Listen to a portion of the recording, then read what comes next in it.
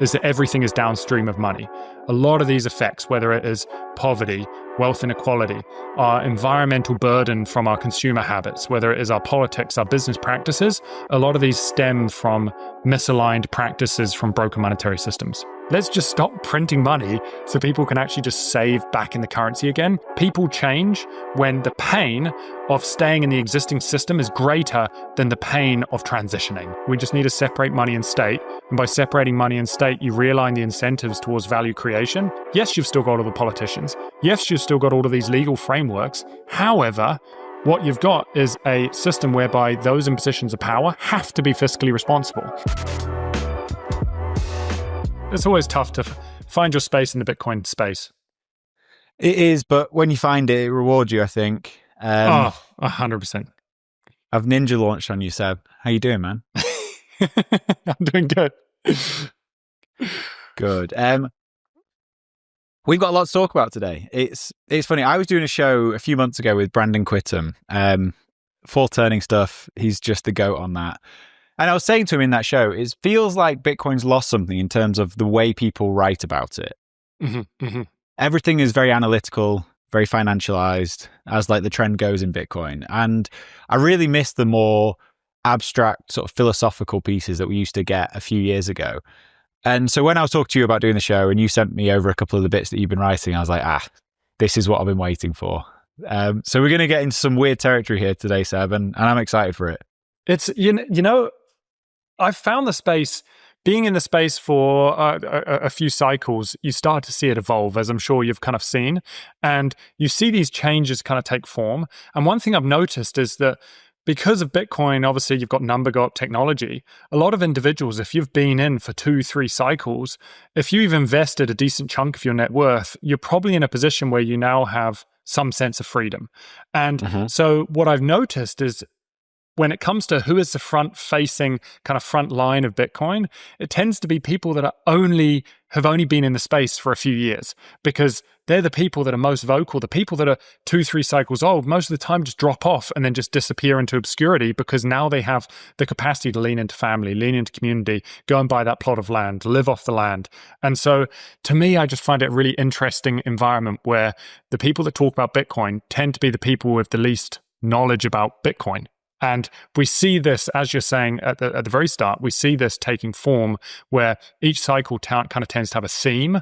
And it's almost as if this cycle, I don't want to judge it too much, but it feels like we've almost gone a little too financialized. It feels like we've lost a little bit of the ethos of the reason why a lot of people came into Bitcoin, and the reason why we had like cryptographers coming in and trying to create privacy and sovereignty in a world that feels like it's infringing upon that. So hopefully we can find our way back to that, and hopefully there's enough people in this space that still hold those values true.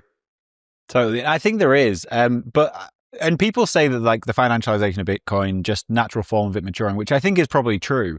But like if, for example, like this year, the big narrative, or the last couple of years, the big narratives were like ETFs and then Trump coming in and sovereign Bitcoin reserve and all this stuff. And it's like, if none of that happens, and obviously ETFs happened, but like if nothing that Trump said he was going to do, he does, then what's our narrative if we don't have the like freedom money core ethos of Bitcoin behind it? And that's kind of what I worry about. And when like a few years ago, when it was like Gigi and Brandon and all these people writing like very interesting philosophical takes on Bitcoin, it was like, it felt like that ethos was the main narrative. And without that, I don't know what we have at the moment. Mm-hmm. Totally. I think you're absolutely spot on. And I think that as you're saying that, what comes to mind is that I think number go up technology is what has drawn a lot of people in. People are like, you know what, I'm struggling in life. Hey, there's this thing that just keeps going up. Maybe that's going to make my life a little easier. Then they get into it, and all of a sudden it's the famous saying, you come for the gains and you kind of stay for the revolution. And what I'm realizing is it's just like previously, as you kind of went down the rabbit hole and you peeled back this number go up technology, you're like, my God, this thing, to me, the way that I kind of see it is, although it is digital money, the irony of it being digital money is that it gets us to stop thinking about money, and it gets us to start thinking about how we're showing up as individuals and have a little more capacity to look inwards and figure out like, what are my values? What do I want to contribute? How do I create value and such? And what I'm finding is that it's almost like people are coming into Bitcoin and all they want to talk about is just the financial aspect. Whereas to me, what I find really, when you kind of really dig deep into the financial side of the world, the financialization of everything, I would argue that financialization is only a byproduct of broken money. It's when our money no longer holds value that we have a whole industry crop up trying to create products that preserve purchasing power. Whereas if we actually just had money that preserved purchasing power, you wouldn't have this whole financialized sector out there, which is arguably one of the biggest sectors in the world. Totally. And maybe you say like, come for the money, stay for the revolution. Maybe it's because they've not had the gains. You know, like if you bought Bitcoin in 2015 or 2014 or whatever, and you're buying it for a couple $100, and then a few years later it's $20,000, that kind of forces you to reflect on what the fuck have I just bought. Totally. But if Bitcoin's a little more sideways, maybe people are going to take longer to come to that realization. Yeah. Oh, no, I fully agree. And I also think that sometimes people get a little lost in the narratives and such. And like at the moment, we're seeing this price action. And I think anyone who's been through a few cycles, I think that you understand what this Bitcoin thing is, and you understand that there's always going to be people that are willing to spread FUD and push certain narratives that are trying to impede price action. But I think that there seems to be a lot of this noise around, obviously, the quantum side of things and the knots versus core. And you see a lot of tweets about, well, this is why Bitcoin's going down. And in reality, I'm like, okay, if you walk up to someone on the street and you ask them, do you know what knots versus core is, or the quantum threat to Bitcoin? Not a single person has any idea about what you're talking about. So in my mind, I tend to think that what we're seeing is just a bunch of movement as a result of macro factors and other things. And people just want to attribute some form of narrative to it because it gives them confidence that they understand what's going on. Yeah, I mean, it's funny, those two things, like quantum threat to Bitcoin, that might be a real thing in a number of years to come. Maybe we'll talk about that. But if people truly believe that Core 30 releasing is the reason Bitcoin has gone down, I don't know what to say. You need help. You need to go and have a long, hard look at yourself, I think. But Seb, we've not really introduced you. Hidden Cost of Money, this is your book. You came on the old show a couple of years ago, but introduce yourself. Tell everyone who you are. Totally.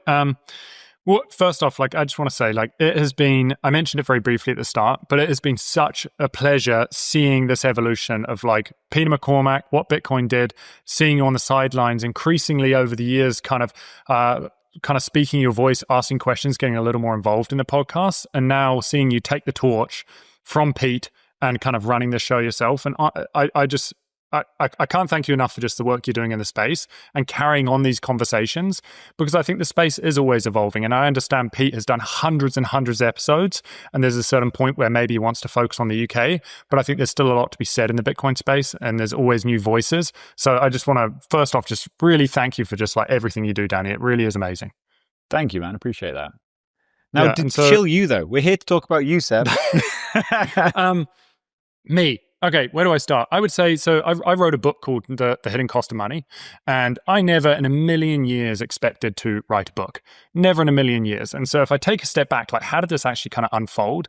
And I would say that my like first love was mountain biking. Absolutely loved mountain biking. I love coaching. I love kind of supporting people in their journey. I love trying to break down these complex biomechanical movements into their simplest form and then try and teach them.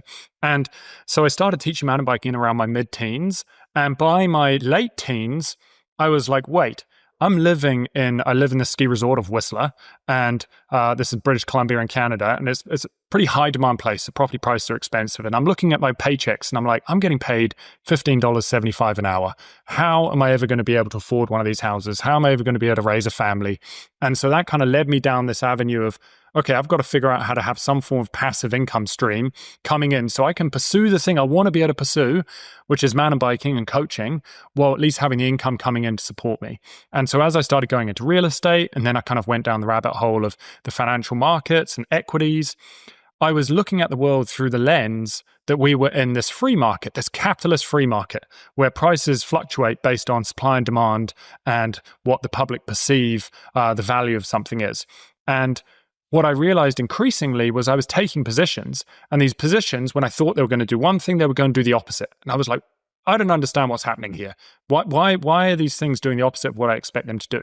And so as I started digging a little deeper, I started to kind of stumble over, oh man, what is all this monetary policy? There's a central bank behind this stuff. Like there's someone manipulating interest rates. There's someone injecting like money into the economy, quantitative easing, quantitative tightening. And from this, I realized that we don't live in anything close to a free market. We don't live in this capitalist society that we supposedly live in.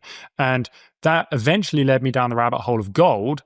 And then you start realizing, well, the central bank's balance sheets, which hold a large portion of the gold in society, have never been audited. We have no idea how much gold is on these balance sheets. And then you start digging into the fact that it's just like, well, gold also has its own supply and demand issues. When there's more miners, all of a sudden you get more supply onto the market, more supply suppresses the price, and these kind of negative feedback loops. So ultimately, long story short, I stumbled into Bitcoin. And I thought Bitcoin was the biggest scam. My brother used to buy drugs with it. I was just like, I'm not touching that. No way. And in around kind of like the late teens, like 2017, 2018, I really started to watch a lot more documentaries, read more articles on it. And then by 2020, I was just like, this is arguably, I think, one of the most important technologies in our time. And I quit my job and just dedicated full hog into Bitcoin. So I've been working in the space since 2020. But I just feel really honored. I think this space is really incredible. And Bitcoin opened my eyes to realizing that if we can fix our monetary systems, I very much believe that we can fix a lot of the challenges we face in society. And so one of kind of the key phrases I say in my book, The Hidden Cost of Money, is that everything is downstream of money. A lot of these effects, whether it is poverty, wealth inequality, our environmental burden from our consumer habits, whether it is our politics, our business practices, a lot of these stem from misaligned practices from broken monetary systems. This episode is brought to you by Anchorwatch.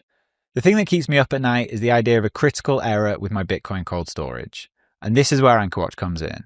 With Anchorwatch, your Bitcoin is insured with your own A+ rated Lloyd's of London insurance policy, and all Bitcoin is held in their time-locked multi-sig vaults. So you have the peace of mind knowing your Bitcoin is insured while not giving up custody. So whether you're worried about inheritance planning, rent tax, natural disasters, or just your own silly mistakes, you're protected by Anchorwatch. Rates for fully insured custody start as low as 0.55% and are available for individual and commercial customers located in the US. Speak to Anchorwatch for a quote and for more details about your security options and coverage. Visit anchorwatch.com today. That is anchorwatch.com. Do you wish you could access cash without selling your Bitcoin? Well, Ledden makes that possible. They're the global leader in Bitcoin-backed lending, and since 2018, they've issued over $9 billion in loans with a perfect record of protecting client assets. With Ledden, you get full custody loans with no credit checks or monthly repayments, just easy access to dollars without selling a single sat. As of July 1st, Ledden is Bitcoin only, meaning they exclusively offer Bitcoin-backed loans with all collateral held by Ledden directly or their funding partners. Your Bitcoin is never lent out to generate interest. I recently took out a loan with Ledden. The whole process was super easy. The application took me less than 15 minutes, and in a few hours, I had the dollars in my account. It was really smooth. So if you need cash but you don't want to sell Bitcoin, head over to ledden.io/WBD and you'll get 0.25% off your first loan. That's ledden.io/WBD. If you already self-custody your Bitcoin, you know the deal with hardware wallets. Complex setups, clumsy interfaces, and a seed phrase that can be lost, stolen, or forgotten. Well, Bitkey fixes that. Bitkey is a multi-sig hardware wallet built by the team behind Square and Cash App. It packs a cryptographic recovery system and built-in inheritance feature into an intuitive, easy-to-use wallet with no seed phrase to sweat over. It's simple, secure self-custody without the stress. And Time named Bitkey one of the best inventions of 2024. Get 20% off at bitkey.world when you use the code WBD. That's bitkey.world and use the code WBD. Could you argue that the first realization that there is a hidden cost of money was when you realized that being a mountain bike instructor, which obviously is a job that like people wanted to come, they wanted to pay, they wanted to learn from you, but that still wasn't enough to give you a real step up in society, enough where you could afford a house, you could afford just to live and have a normal life. Is that like the first broken incentive in that system that you saw? I would say so. I think that it's interesting you point that out because I do mention this in my book. There was like a few little moments throughout my life when I look in hindsight that I feel like were these pre-Bitcoin orange pill moments. They almost set you up for understanding Bitcoin when your time comes and you kind of get kind of introduced into Bitcoin. And so one of them was that point. It was the fact that I don't get it. I'm really passionate about this thing. There is demand for this thing, and there's just no way I can survive from the income from doing this thing. And it's not just mountain biking. Like, we're even seeing it, although I know that he's not a Bitcoiner, and I think he gives Bitcoiners a lot of flack. Professor Plum, Mike Green, just released an article, I think yesterday or the day before. And I think it says something, it's called like, Why My Life is a Lie. And he dives into like the poverty that we're facing in the US and such. And it really is eye-opening. But it makes you just realize that I think a lot of individuals are living subsistence lifestyles where they're really struggling and they're performing amazing tasks in society. They're tradespeople, they're blue-collar workers, and they can just barely like scratch the surface. So that's kind of like the first point. When I kind of started to teach mountain biking, I started to question, I'm creating value, but I'm not getting rewarded for that value creation. The second point was I started to recognize that, like, I was raised by my mum. And my parents separated when I was about 5 years old. I was raised by my mum, so we relied on a single income for most of my childhood. And as a result of that, my mum had to go and work 5-6 days a week while we kind of entertained ourselves, went to school, spent the evenings sometimes alone, kind of doing our own thing. And when I look back on this, I started to realize that, man, money is really impacting even just how parents show up. Because if parents don't have capacity to the point where they're having to go and work, they're not being able to spend that time and direct that time to meeting their kids' emotional needs. And so that's kind of like the second point. In hindsight, I was like, money is shaping our parental relationships, like the parent-child bond. And then the third point, and this is kind of slightly bit more of a tangent, is I remember when I was about maybe 8-9 years old, and I think I shared this on the What Bitcoin Did podcast previously. It was when I was about 8-9 years old, I really wanted this scooter. And I went into this toy store. I'd saved for like maybe 3 or 4 months for this scooter. It was incredible. I went up to the front desk to go buy this scooter with my dad. And my dad, my 2 brothers and I went up to this front desk, went to go purchase it. My dad was like, oh man, I feel bad that you're getting a scooter and your other brothers aren't. So I'm going to buy their scooter and you've got to pay for your own. And I was just like, what? I was like so frustrated. It's a scam. It was absolutely, and for me, in my mind, I was like, this is the Cantillon effect. It's those closest to the monetary spigot benefit disproportionately. Now, what is really interesting is that I look at how my brothers show up in life, and I look at maybe some of my values, and I very much believe in value for value. I'm going to work hard, I'm going to create value, and in return, hopefully that value comes back to me. Then I see my brothers who lean on the system, take advantage of the system. Many of them have sat on benefits before and such, and I see that different relationship with my dad, my parents and such. And so I think how we grow up, how we see our parents interact, how we interact with our parents, how we interact with society, shapes who we are immeasurably. And so I think that when we have a monetary system that has handouts, when we have a monetary system that enables people either to get by on benefits and live averagely, but get by on benefits, it doesn't incentivize them to go and create value. But then on top of that, when you have a system where by actually trying to create value, it makes it unbelievably hard to get by, so you end up having to lean more and more on intervention and subsidies, you just create all of these misaligned incentives. And so like one stat that kind of stood out to me in kind of more recent times is that like in the UK, I think it's 52% of individuals receive more in benefits than they pay in taxes. And so you're That's just insane. like, how can you have a society that moves forward and thrives when the majority of people in society are taking as opposed to giving? Like, to me, I'm just like, that's just mind-blowing. Well, you clearly can't. I don't think anyone would argue that UK society is moving forward right now. But like the stuff you said there about the sort of parent-child bond is super interesting. I was it was at Bitcoin Alive, which is a conference here in Australia in Sydney. And there's a guy called Pete Wynn, another British Bitcoiner who lives out here. He was on stage and he was talking about like what Bitcoin did for him. And the thing he pulled on was that like he picks his kid up from school every day and he's the only dad at school there with his child at 3 o'clock or whenever school kicks out. Like that's what Bitcoin actually did. And even just for me personally, like I've got a young daughter, and I get people are struggling, like people are being completely screwed by the current system right now, and not everyone is in a position to do this. But because of Bitcoin, like we are, like my wife's not working, she's the full-time carer of my daughter, and like that gives you something that, like, again, I understand people have to send the kids to daycare and stuff, but if you just like, if you're outsourcing parenting, you don't get the same relationship with your kid, you don't raise the kid in the same way, like things change. And it's a very privileged position to be in, but I'm only in that position because of Bitcoin. And I feel very, very fortunate.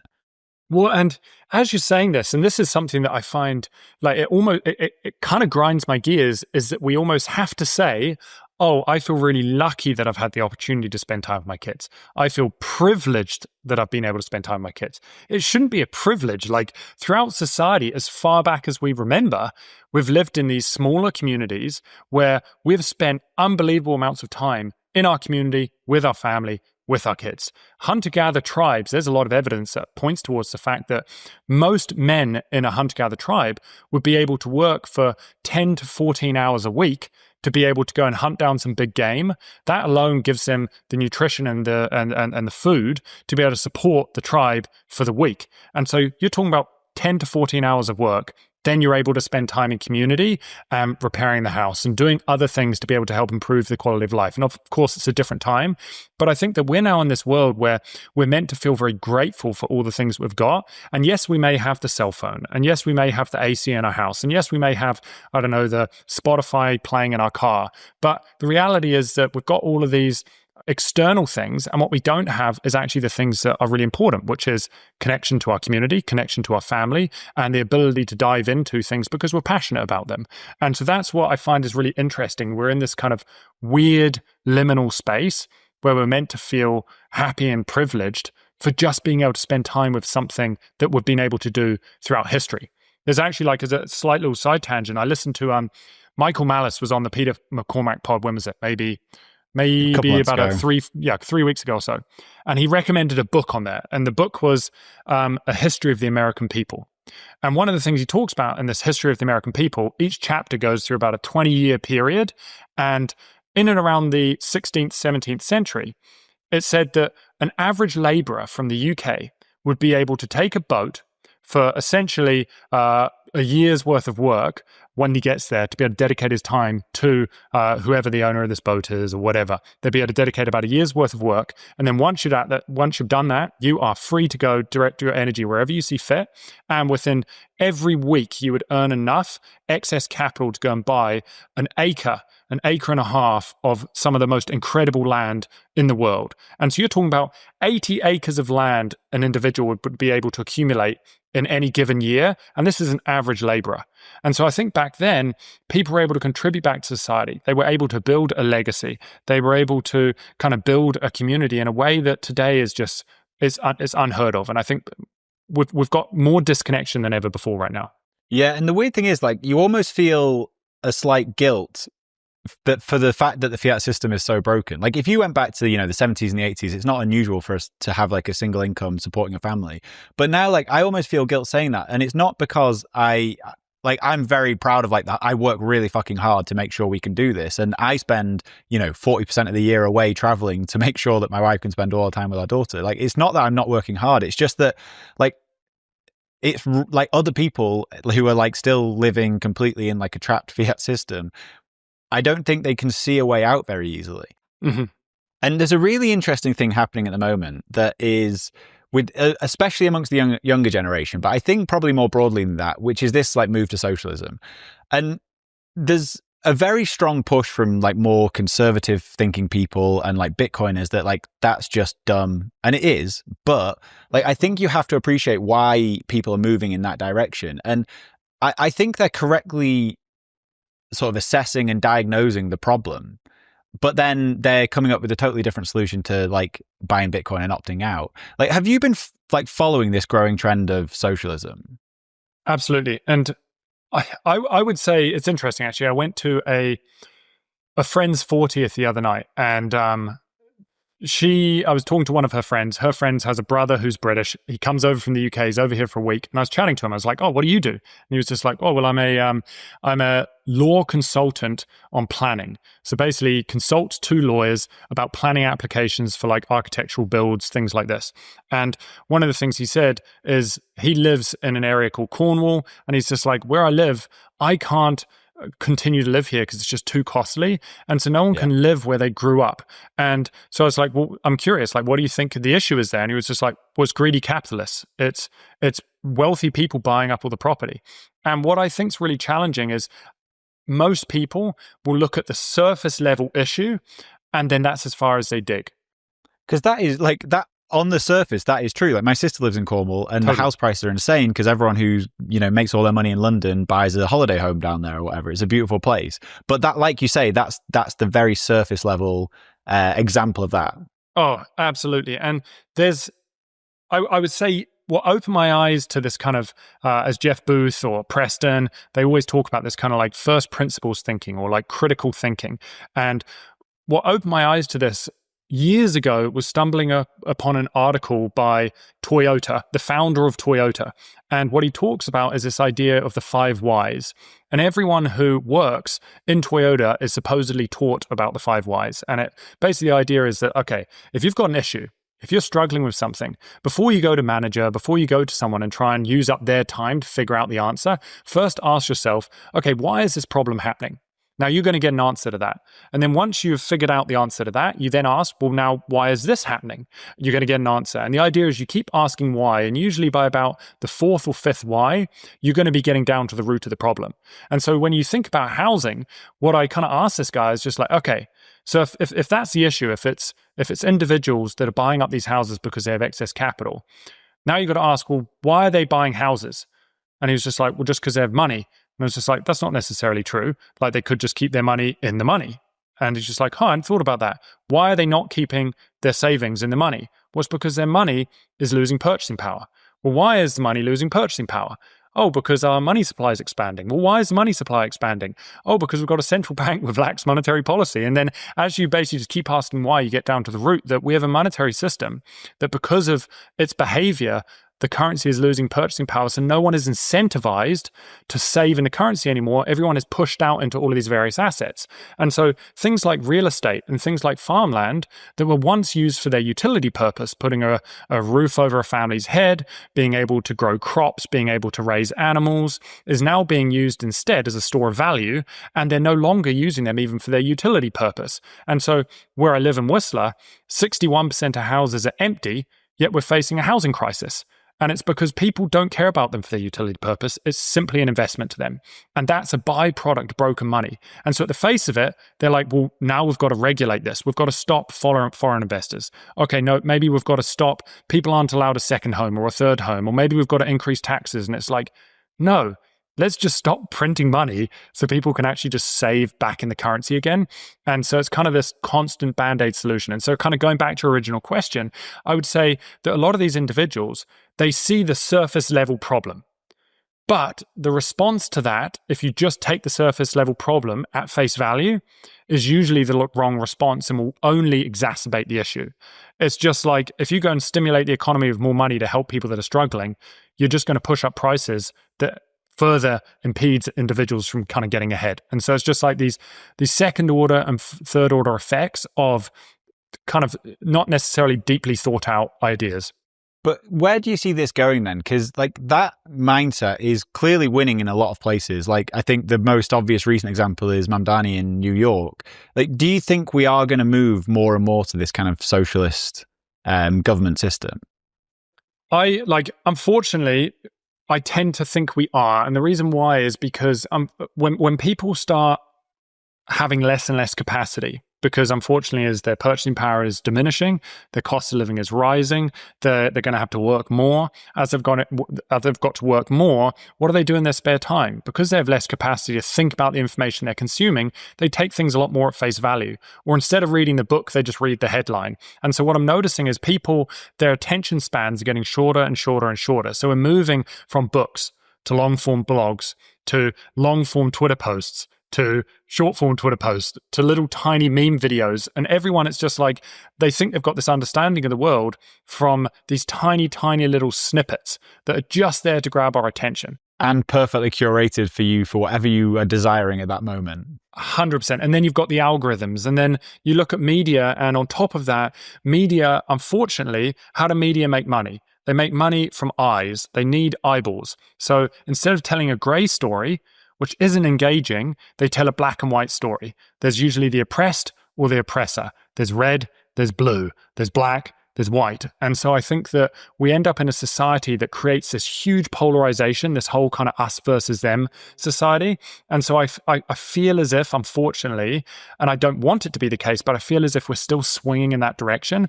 And as people have less capacity, this continues to get more and more exacerbated.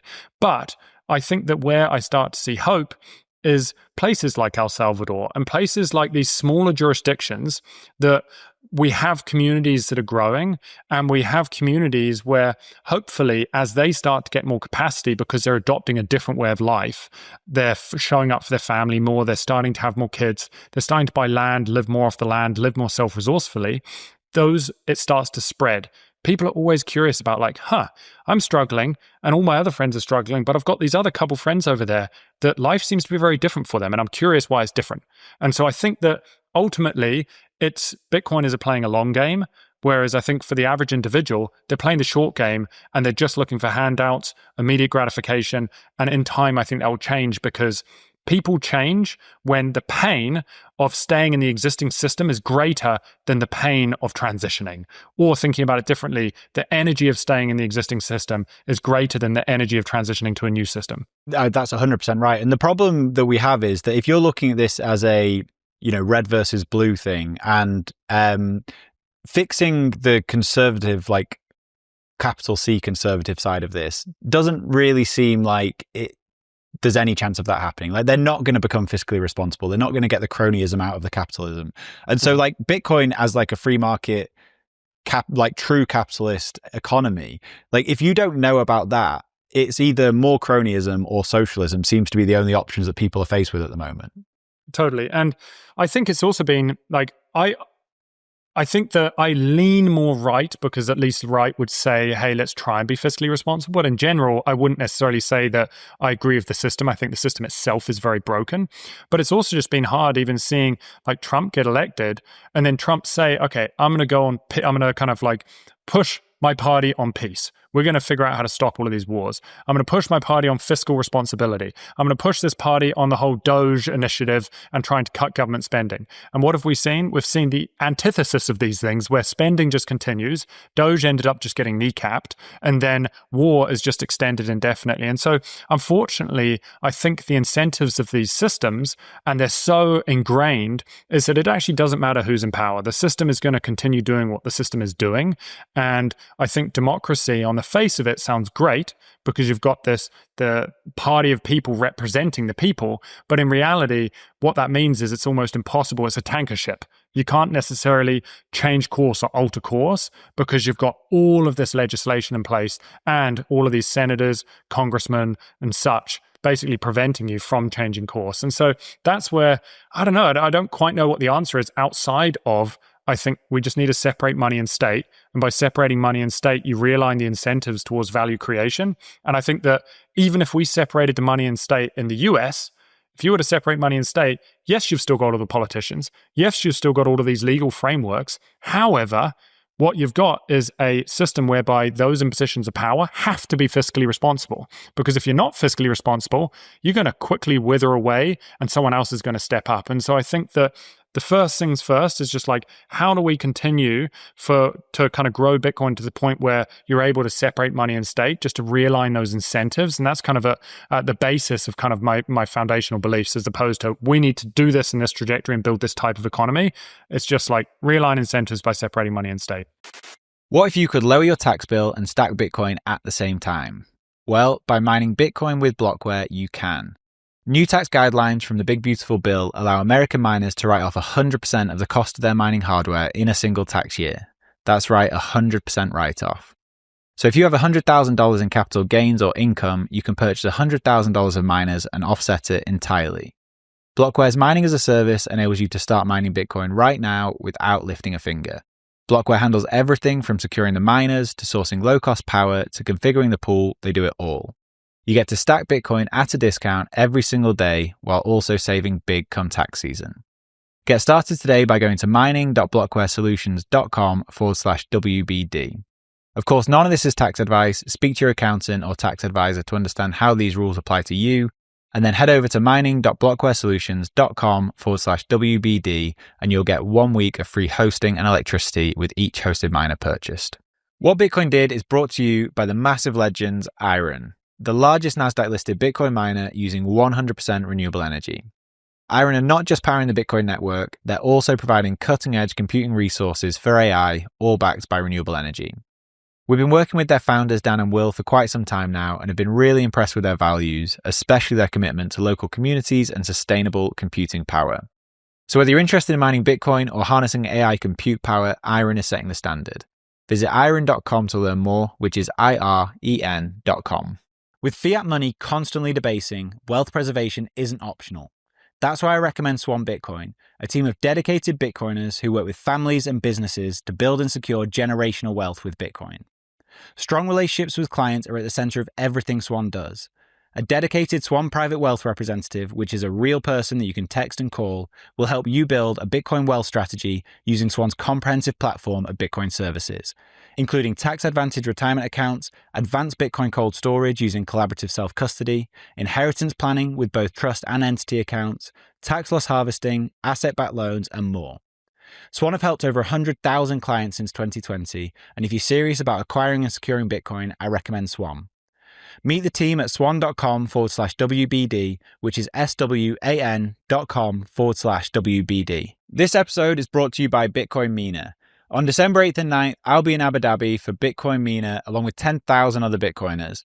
There's an amazing lineup of over 200 speakers sharing Bitcoin insights and innovation from all over the world. And if you're looking for the ultimate VIP experience with exclusive networking plus premium food and drink, then grab the Whale Pass. And the Whale Night Party even includes surfing, so you know I'm going to be there. Tickets are on sale now. Use code WBD to get 10% off at checkout on all pass types. The website is mina.b.tc and use code WBD for 10% off. So you started this by saying everything's downstream of money. Do you think it's pleb slop to say Bitcoin actually fixes this, or does it? I think that it's a little hyperbole. I think that at its core, what I think Bitcoin fixes in many ways is, as I just discussed, a lot of these like misaligned incentives in society. And I think that it incentivizes, whether it is enterprises, businesses, organizations, to create value for society, because if the only way for them to receive capital is to create value, well, they've got to create a good product. They've got to create a good service. And so I would say that Bitcoin realigns the incentives in that jurisdiction. It realigns a lot of the incentives from the government jurisdiction as well, because suddenly they have to be fiscally responsible, which means, okay, if we've got to think about the future, we've got to think about putting our people first, and we've got to meet the needs of our people and actually create value. How are we going to do this? And so that kind of realigns those incentives. And then on the individual level, I think that when you have a monetary system which limits handouts, when you have a monetary system that kind of limits intervention from government, I think what it does is it puts a lot more accountability on the individual to be more conscious about how they're showing up in life, and actually maybe to build some savings, build a bit of a buffer. And so I think that it realigns a lot of the incentives for people to show up more authentically and with more accountability. However, I would say the thing that it does not do is, as individuals, most of the time we're looking for connection and we're looking for happiness. And connection and happiness do not come from money. I think money can give us capacity that can ease that.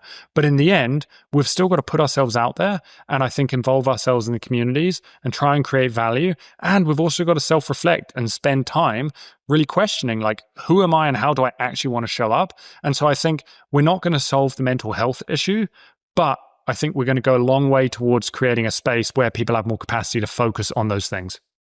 I do think there's some degree of it solving happiness and the mental health issue, though, in the sense that, like, in your example, you wanted to be a mountain bike instructor. There'd be people in that situation who realize that this isn't going to be the career they want it to be. They're not going to be able to make the money they need. The money that they make is not going to retain its value. Totally. And so they end up going and sitting in a box and working at Deloitte or whatever on a grad scheme. Like, if people could do the things that they truly want to do, they add value to the world, like, there is a potential that that completely flips on its head. No, and I agree with that. Absolutely, I agree with that. And I think it's more from the perspective, there was an interesting post I think someone put up on Twitter the other day that said something along the lines of, I'm rich and this doesn't happen to me. And essentially, it was someone who's done extremely well in their life, and they're talking about the fact that I think going into wealth, we tend to assume it's going to fix all our problems. And going into wealth doesn't fix all of our problems. If we have our own insecurities about who we are, if we don't think we are worthy, if we don't think we provide value to society, no matter how much value we are providing, that is something that we have to do and work on ourselves. And that is completely separate to money. But to your point, I think that what Bitcoin does is we as individuals are a product of our environment largely. And so for the average individual who is struggling, who wishes they had a little more capacity to spend time with their kids, who wishes they had a little more capacity to spend time in community or direct their energy towards things they're passionate about, I think that Bitcoin does give them that capacity. And I'm even noticing in the Bitcoin community, you come along to these amazing in-person events, and it is a group of individuals that I think are happier, that are more grounded, that are more authentic than I've ever met in my whole entire life. Whereas where I live is a very athletic, outdoorsy community, but you go and interact with a lot of these individuals and you see their social media portrays this person who is, I'm an athlete, I do this, I'm out in the mountains, I'm doing this, and life's amazing. And then you meet them and they're struggling. And their mental health is usually in the gutter. And so I think that Bitcoin definitely supports that, but it still takes self-reflection on the individual's behalf to actually get to a place where you feel grounded and there is self-love there and confidence. I think the way that Bitcoiners interact on social media is actually a really interesting contrast there, because it's not like showing off this insanely fancy life. Most of the time, people will be NIMs, they call themselves plebs, or they just don't want to be on social media straight up. And it's a very vast contrast between that and like the Instagram lifestyle that you see. 100%. Yeah. And it's interesting because and I don't want to put kind of push shade on the Bitcoin community, but I think the Bitcoin community is this unique mix of people that have spent a lot of time not only digging into the world around them and trying to look at the world objectively and how do I create value or how do we move towards a world which there is more hope and there's more prosperity. I've also found that a lot of Bitcoiners is very self-aware. They've spent a lot of time working on the self. But what I also notice is there's this group of Bitcoiners that have come into this space and it's the first time in their life that they've ever found a community. And what ends up happening is they kind of get almost super hyper aggressive. And so anyone that puts any shade on Bitcoin, they start attacking that person. And those individuals, what I'm noticing is they're not actually responding because they actually deeply believe in Bitcoin. Many times they may not even understand Bitcoin, but it's the first time they've ever felt a part of a community. So they're protecting their community.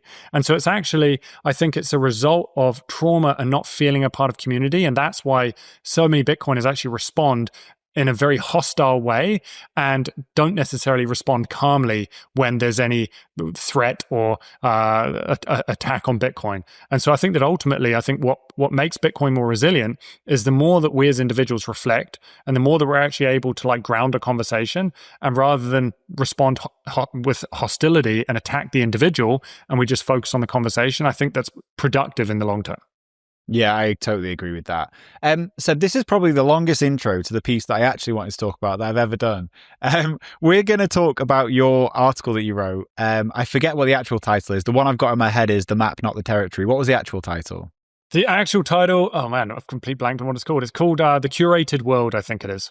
Okay, something so along those lines. Give the listener some context. What's the sort of synopsis of this before we get into it?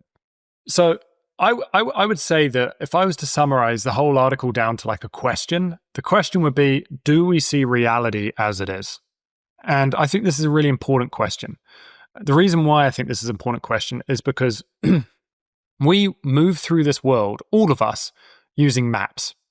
And these maps can be maps of relationships that we've probably inherited from our parents and seen how our parents respond with one another. It can be maps of money, how we think money should be. Should it be centralized? Oh, prices always rise. Oh, you need you need that central bank, and deflation is destabilizing. There's maps of food. What do we think is healthy? What is not healthy?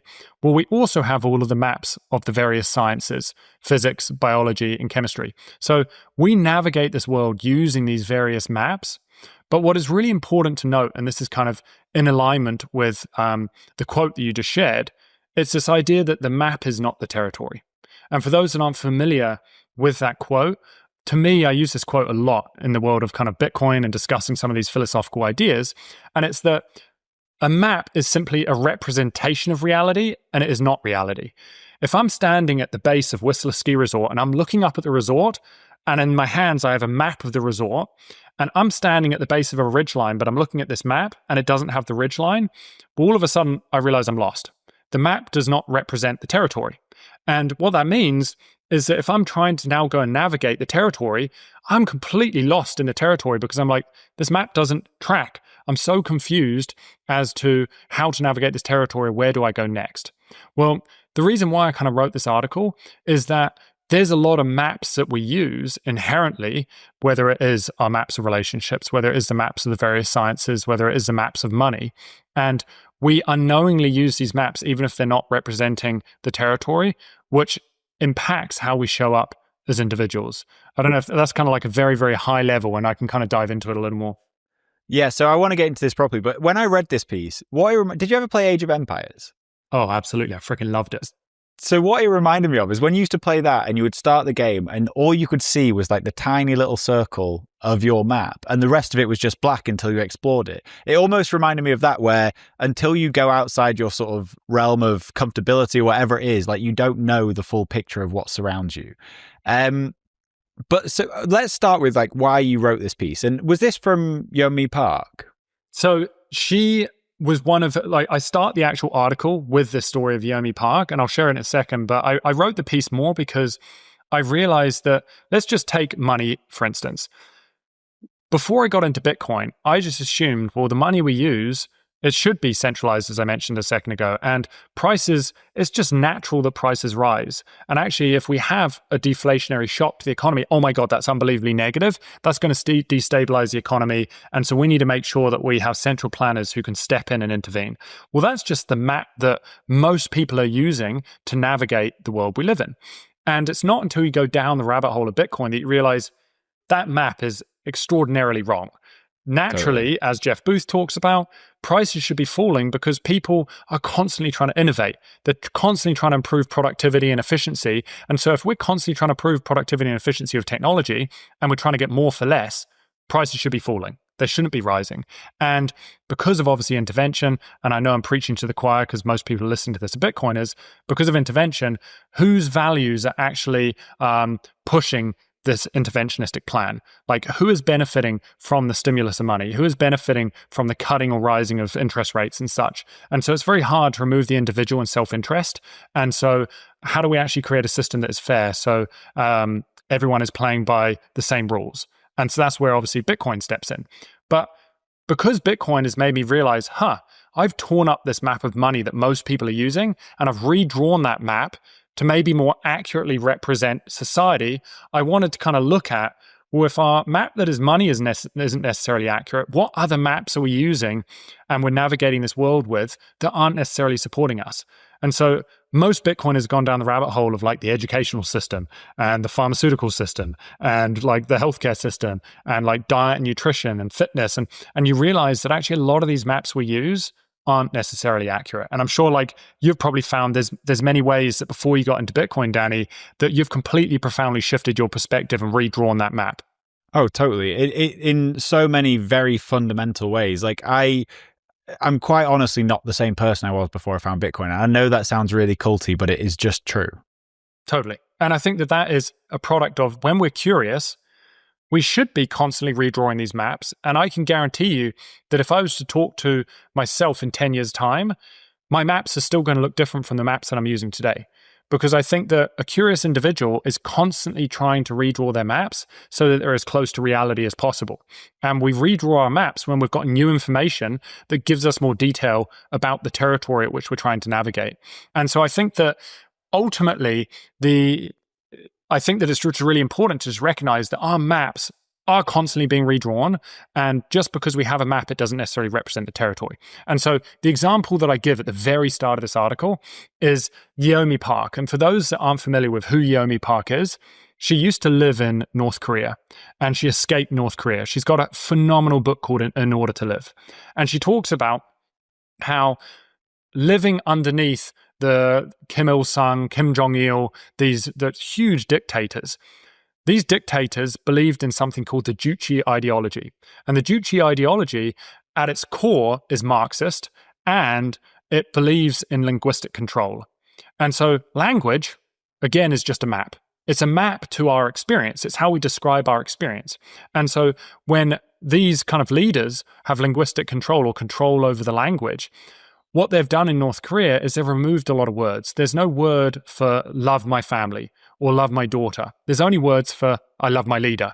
There's also no words for stress. There's no words for oppression. There's no words for liberty. And so if you don't have those words to describe your experience, how does that actually shape your experience? And so I think that language, because the map of their language is so distorted, they're unable to explore those territories internally of their experience of this world. They can't even describe what it feels like to be oppressed. But she didn't realize this until she'd left North Korea and was exposed to a map like English that has a lot more words to accurately describe the territory, which to me, I'm just like, that's mind-blowing. It's hard to wrap your head around not being able to describe your experience.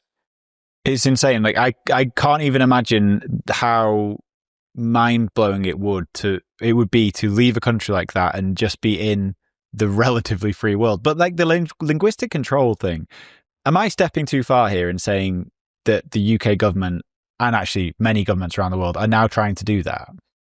I would say that all languages to a certain extent do it. Everything just sits on a spectrum, with some doing it to the extreme case, like in North Korea, and some doing it in maybe a more moderate case. But I would say that linguistic control in the UK, you may not necessarily be having the dictionary pruned of certain words, but what you do have is everybody has a perception of what is happening in society. They've got this map that, okay, this is what's happening in society. Well, if the government is coming out and they are, which I believe they are, is putting 37 people a day in prison for speech crimes, what ends up happening is you don't hear about people that are opposing what is going on. And so you have a very skewed map of what's happening in society. And so when you go and walk through the UK and you speak to an average individual, most people have no idea that people are being jailed for speech crimes. Most people have no idea that Keir Starmer, used to be a part of like a communist group. No, people are like, these things just don't exist. And so I think that they've got a very skewed map as to, it doesn't track reality in the slightest. So does this kind of lead back to anyone who is in a position of control is going to try and control the map because that benefits them by doing so? It's a challenging one because I think that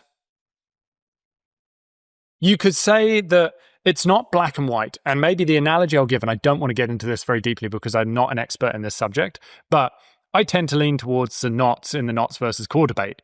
You could say that in the knots side of things, I believe that Bitcoin should be focused on money. And so you could say there's censorship in Bitcoin is just money. I don't want it to be JPEGs. I don't want it to be all of these other things. So I believe there should be measures in place to try and impede transactions that are bloating the network. So you could say that's censorship in a certain way, but you could also say, well, it's rules to keep its core ethos clear and clean. And so I don't necessarily think that the society we live in is black and white, that censorship is always malicious. But I also think at the same time that what is happening on a governmental level, I do believe in, say, free speech. And I do believe that people should be able to voice their opinions. And I do believe that people should be able to share what it is that they believe in. I think that's absolutely foundational. And so the moment you've got the government coming in and silencing people online, silencing kind of dissent, that creates a whole swath of, I think, distortions in the map that people are using to navigate society. I've promised myself I'm going to stay away from the knots core stuff for a little while, so I'm just going to pretend you never said that. I should say that it's not my area of expertise. I don't want to talk about it because I have not a fully formed opinion on it, because I also think that it's grey. I think that it's very grey, and I'm torn. I'm very torn. But anyway, okay. I think we can tiptoe around that one, Seb. We can tiptoe around that one. And so where I kind of took this discussion in this article is that we have these areas where the map is very clearly distorted in relation to the territory. And that can be things like language in North Korea. But it starts to get a little more skewed when you start thinking about the sciences.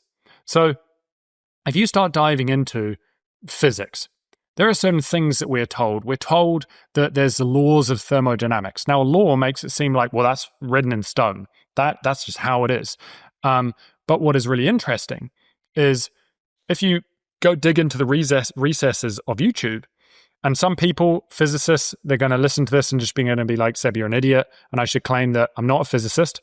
I can't say for certain that I'm not wrong about what I'm saying here, but I do think I'm curious. And that is that if you go dig into the recesses of YouTube, you will start to find videos on people that have created something called a perpetual motion machine.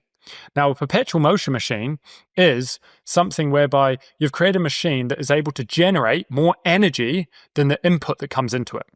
Well, that completely goes against the laws of thermodynamics, because the first law of thermodynamics is the conservation of energy. Energy can neither be created nor destroyed. So you can't create energy out of nothing. And the second law is entropy. Every time energy changes from one form to another, some of it is lost. And so if you were to create a wheel that spins in motion, you've got heat and you've got friction, and that's going to dissipate some of that energy. And so what's really interesting is you start digging into these videos of these perpetual motion machines, and those defy the laws of thermodynamics. Not only that, there's videos of people taking a tube and then applying a hydrophobic gel to the inside of the tube and then putting that tube underwater. Well, because it's got a hydrophobic gel, what ends up happening? It ends up starting to cycle water indefinitely, but there's no energy input going into it. So you're cycling water indefinitely. That goes against the laws of thermodynamics. And there's many more. There's another one where a guy has, if you can envision, two bicycle rims kind of glued together, and he's got a marble sitting on the ridge in between these two bicycle rims. And he puts it on the other side of the bicycle rim. They're sitting kind of on a kind of stand, so they're able to spin freely. He puts a magnet, and as it pulls that marble, the rims start to spin indefinitely. And so you start looking into these things, and you're like, this is really interesting. These seem to go against the map that is physics. We're told that there are these laws in place that basically prevent us from generating perpetual energy. We're always going to have to go and destroy our environment to get fossil fuels. We're always going to have to use a whole bunch of energy to be able to convert one form of energy into another form of energy. And that's the world we live in today. And so what's just been really interesting going down these rabbit holes is you start to recognize that, maybe these maps that we've been told this is how the world works, this is how physics works, maybe they're not laws and maybe they're really just theories. And in reality, they could be hiding, as you're saying, like with Age of Empires, and there's those areas in fog, it could be hiding these other areas of society or these other technologies that could profoundly, profoundly change the world we live in. And so what comes to mind as I'm saying this is there's a lot of evidence that this is actually taking place.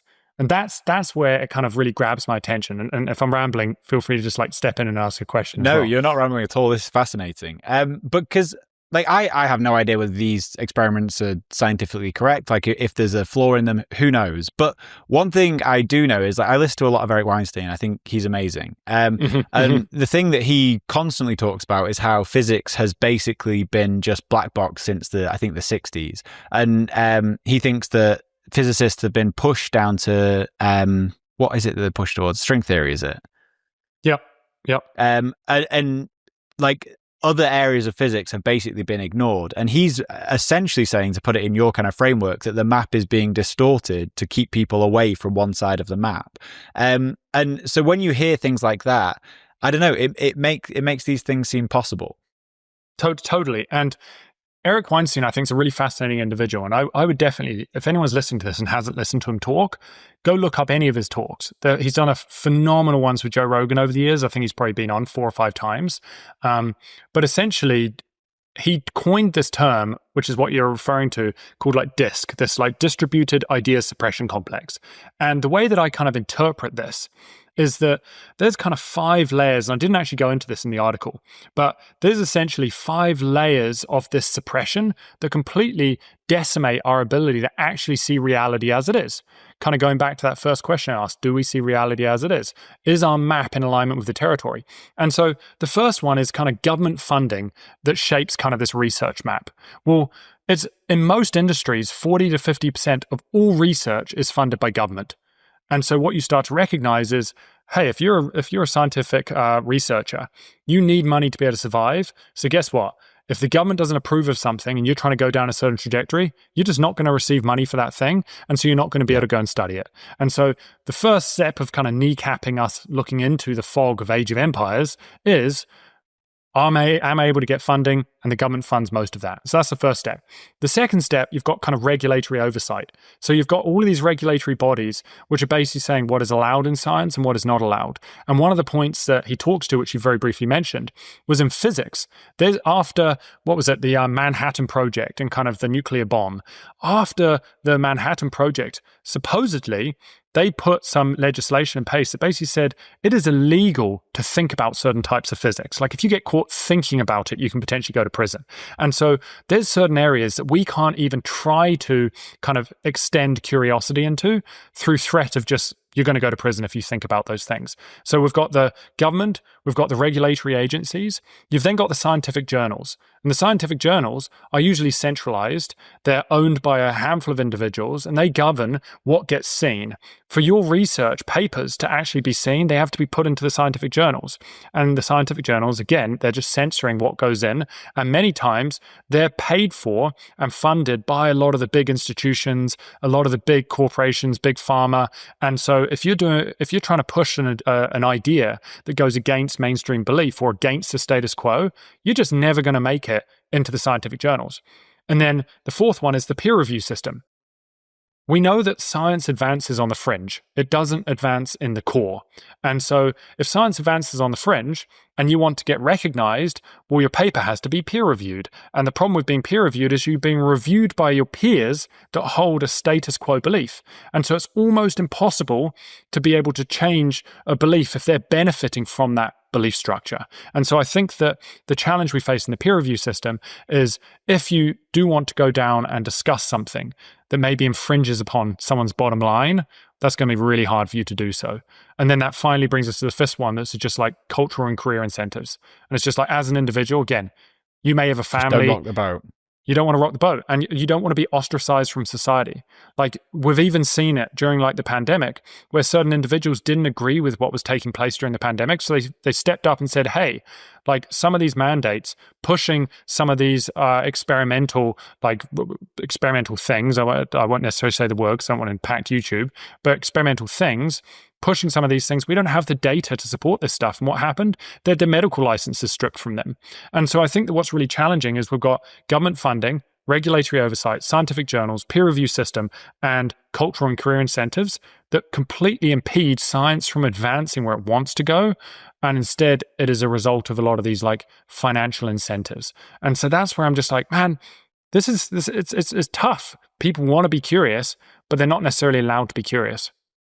This is why I think people like Eric are really important, though, because when Terence Howard came out with his, I don't even know what you call them, his potential inventions, like that were going to defy physics, he came out on Rogan, did this show, and then he did a show with Eric Weinstein. And I think Eric probably thought most of the stuff he was proposing was just a bit of quackery, but like he gave him his dues. Like he said, like some of the stuff is interesting, like you need to learn more, but he was in that interview saying the peer review system is just gatekeeping. Like it doesn't mean what you're doing isn't interesting. You don't have to have gone through the same 5 schools as everyone else to do something interesting in physics. Like, and I thought that was very cool.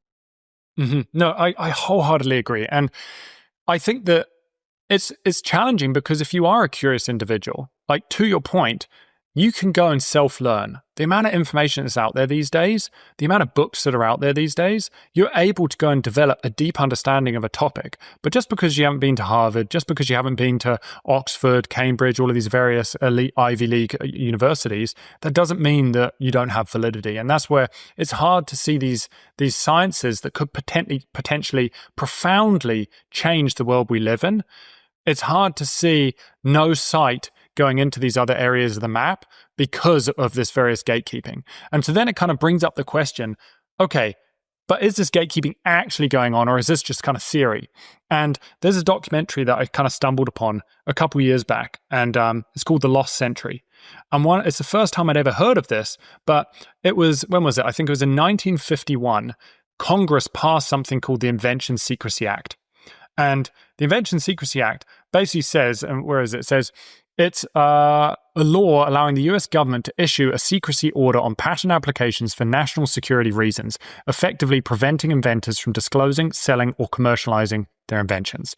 And so if you try and release any technology that goes against the government's agenda or impedes on their control structures, your technology is going to be silenced immediately.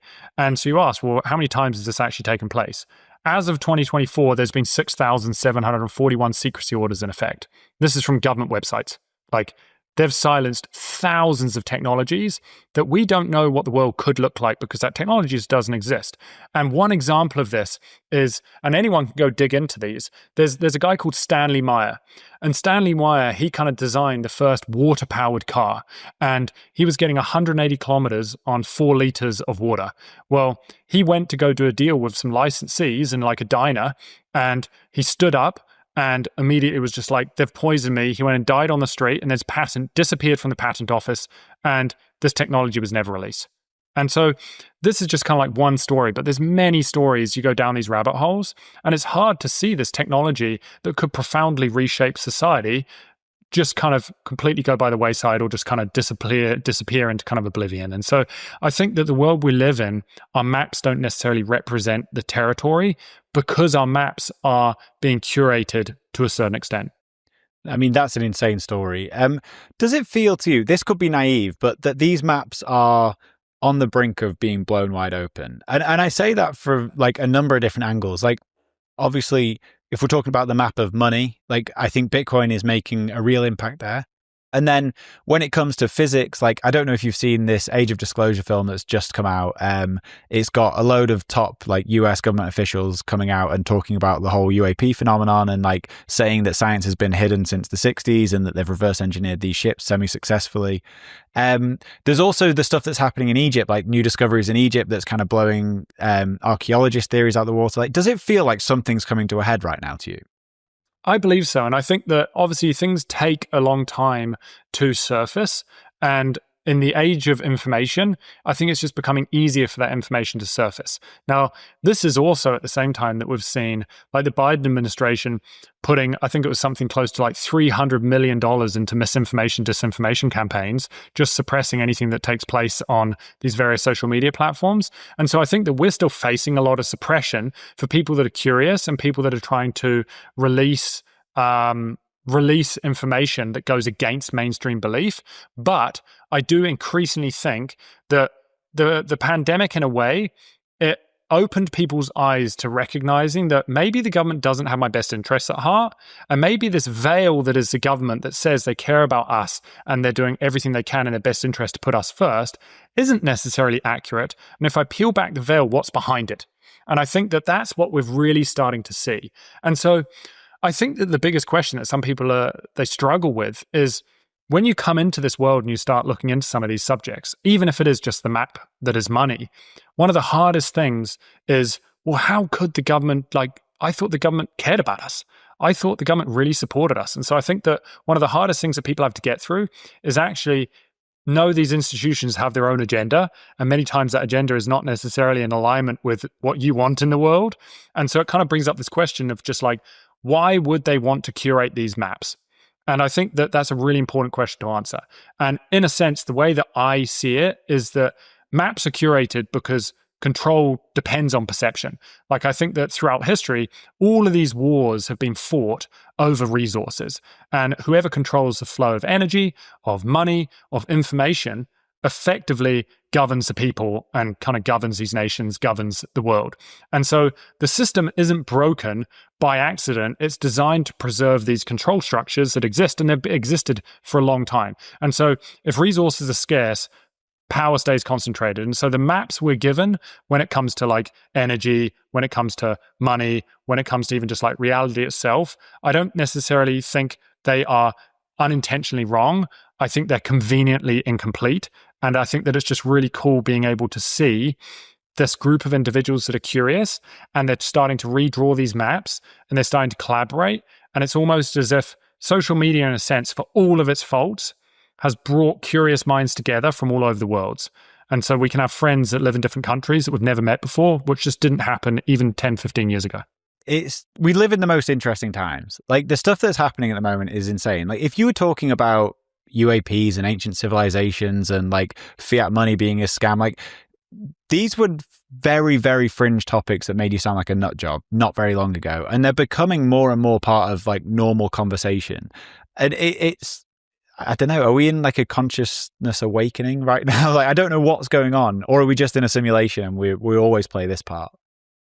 You know, I had a really good conversation a little while back with a good friend of mine, and we were discussing this idea of like, are we in a simulation? And this idea that, is AI being invented or is it being rediscovered? And so one of the theories is, as humans, we want to create value and we want to give back and we want to create businesses. We want to kind of support our community. We want to support our family. And so what do? We start to create technology. So we create technology, we improve our quality of life, and then eventually we create AI. And AI starts to take a lot of our jobs from us. It starts to take our capacity to feel like we're valued and actually producing something. And as we start to do this, what do we need to do as a society? Because we're facing massive depression, widespread anxiety, substance abuse, all of these things. So what do technologists do? Well, they start to create like augmented reality. They start to create simulations. And then all of a sudden, you're able to step into these simulations back to a simpler time where you feel like you're creating value again. But then naturally, as any human does, we're inside the simulation, and then we start to create technology. And then the cycle repeats itself. And so you could ask yourself this question: are we like in Avatar, and we could just be 5 layers deep in Avatar, and we're just like, oh my God, we just created this thing called AI, but in 100 years' time, we're just going to step back into another simulation and another layer deep into the simulation? And I don't have the answer, but I think that it's an interesting, like, kind of little thought perspective.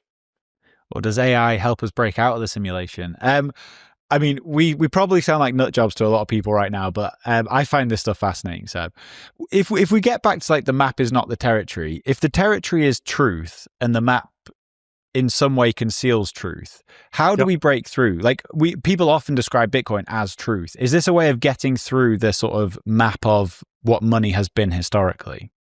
I believe so. And so, like, I think Bitcoin at its foundation, like, ignore a lot of the other things, but let's just focus on scarcity for a second. I think what Bitcoin's scarcity model, 21 million, does is it ends up creating and kind of almost forcing a bit of like a free market. If you as an individual, you've got this permissionless, trustless monetary system that preserves purchasing power, what ends up happening is no longer can a system rely on intervention. Value flows to where value is being created. And that is unbelievably important.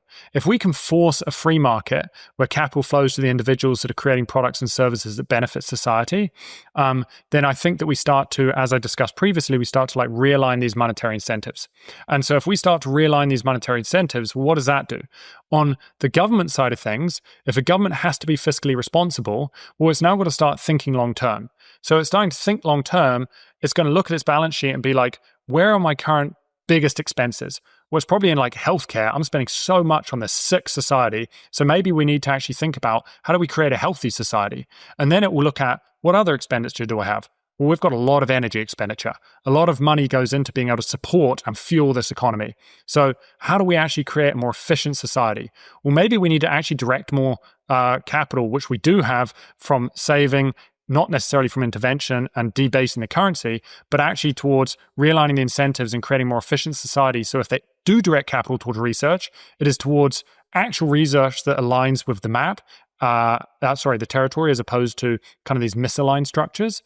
And then you can look at it not just from the government perspective, but from the individual's perspective, which is, if we as individuals are living in a society where we have a currency that preserves our purchasing power, then as time goes by, life starts to get easier.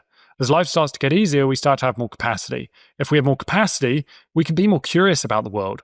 And I think that if we've got more curiosity, people are going to be diving into this stuff. At the moment, so many people are kneecapped, or they're limited in their ability to dive into this stuff because they're working 50, 60-hour work weeks.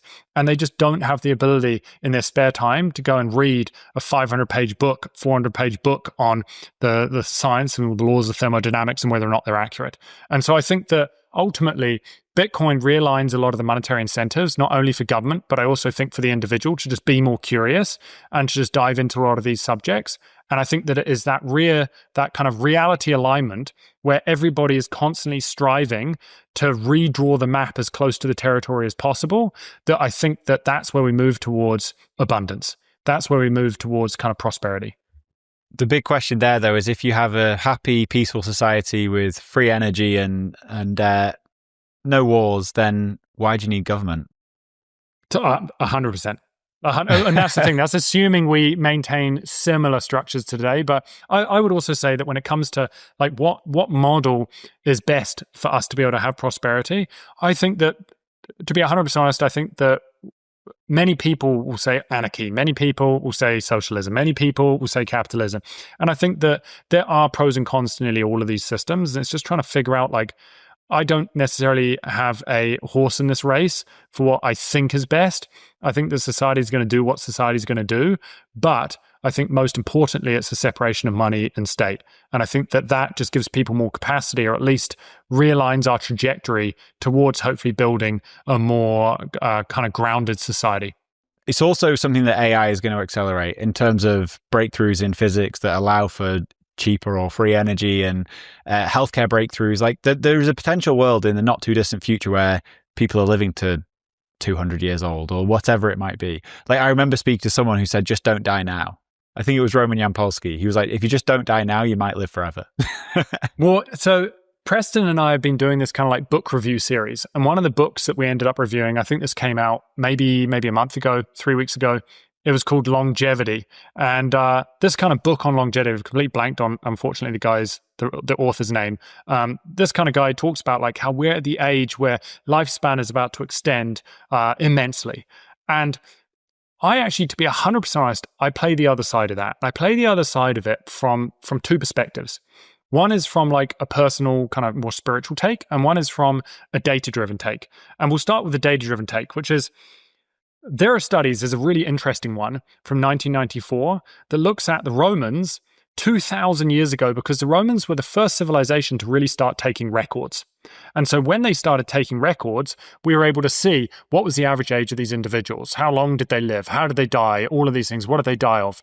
And when you actually remove out infant mortality, and you removed out war, because that would obviously prematurely cut someone's life short and kind of lower the average age, when you removed war, infant mortality out, you realize the average Roman man was living between 75 to 80, 2,000 years ago. To me, I'm just like, that is mind-blowing. What they realized is that up until kind of when Rome was thriving, a lot of the citizens were getting really sick. And they realized it was because animals were kind of dropping their feces in the water lines, and people were basically getting sick from bacterial infections, E. coli, all of these various things. And they realized, okay, if people are getting sick from these feces, I don't know how they're doing it, they don't understand microbiology, they ended up basically just removing animals from the center of Rome, and Roman life expectancy skyrocketed. Well, today, in the US, the average male is living to 75.8 years old. And if you take out infant mortality and war, they're living to like 76.5 or something like that. So the average male in the US today is living on the low end range of the average male in Rome 2,000 years ago. So you start to recognize that I think part of the stories we've been told are misleading. And I think a lot of the technology we've seen in the medical industry isn't necessarily as amazing as we've been told. And if we simply have like clean running water and we have sanitation, those go such a long way. And then the other point to add from the spiritual side of things is when we actually look evolutionarily, most species, like pretty much every single species, doesn't really live much longer after, after they're able to give birth. And the reason why is because evolutionarily, it doesn't make sense. If you are to consume your resources, which are for your offspring to be fueled by, then you actually risk the longevity of your species. And so if we extend our lifespan immeasurably after we've already given birth, then we are potentially kneecapping humanity. Not only that, but we're preventing our ability to adapt. I think that shorter lifespans allow us to adapt to our changing environment. And then I also just think from a spiritual perspective that death is a part of life. I think that in the like Eastern approach to medicine was that, hey, Like if you get sick, if you get a terminal illness, you're probably going to die within a couple months. And so you have these multi-generational families living together and spending time together. And when their grandparents get sick, they spend time and they see death and they're accustomed to it. And so by the time it happens to them, they're just like, I'm not fearful of death. It's just a part of life. And I almost embrace it. And there's a lot of respect for the elders. And then you come over to Western culture and you're just like, we're prolonging elderly people's lives, but we're not prolonging health. We're just prolonging lifespan. And so people are in this suffering state for 5, 10, 15 plus years, and they're withering away, and we see this painful existence. And then what it does is I think it instills fear of death in us. And so instead, what do? We put them in homes. We put them in homes, we push them out of society, and now by the time people start to get sick, they've never seen death in their life, and they're so scared of it. And so what do we want to do? We want to extend life, longevity, all of these things. And I think it's coming from a fear place and not necessarily from like a grounded, is this actually what I really want? Anyway, there was a bit of a ramble. There's a very sobering note to finish the show on there, Seb. Seb, this has been awesome. I've really, really enjoyed this. You're going to come across to Bedford in March, is that right? I'm hoping to come across, yeah. If there's a place for me to talk, I will 100% be there. I've got something pretty special lined up for you. I'm going to tell you off air. But if you want to see Seb speak in the flesh, Bedford, March 27th, it's going to be good. Thanks a lot, Danny. Honestly, as I briefly mentioned, what you're doing is phenomenal, and the community very much needs it. And just bringing together disparate minds with different opinions and being able to talk about these things. And sometimes it's fun to just go on a bit more of these like philosophical rants. And I apologize if people couldn't fully follow or think they're kind of going down kind of odd rabbit holes. But I think that it's good to just bring these discussions to the surface. No, I love this. I think we should do it again relatively soon. And go check out Seb's book, The Hidden Cost of Money. Tell everyone where to go and find you and all your work. Totally. You can find me just at my website, Seb Bunney. Bunney is BUNNEY.com. I have a blog, The Chi of Self-Sovereignty, where I discuss some of these ideas. There's a book, The Hidden Cost of Money. And more than anything, I never want price to be a barrier to people's learning. And so if someone ever wants a copy of the book and they can't afford it, feel free to just reach out and I'll just send you the ebook. Like I think that this community is really incredible. And so I always encourage people to continue their learning journey. That's awesome, Seb. Thank you, man. This has been great. I will speak to you very soon. Thanks, Danny.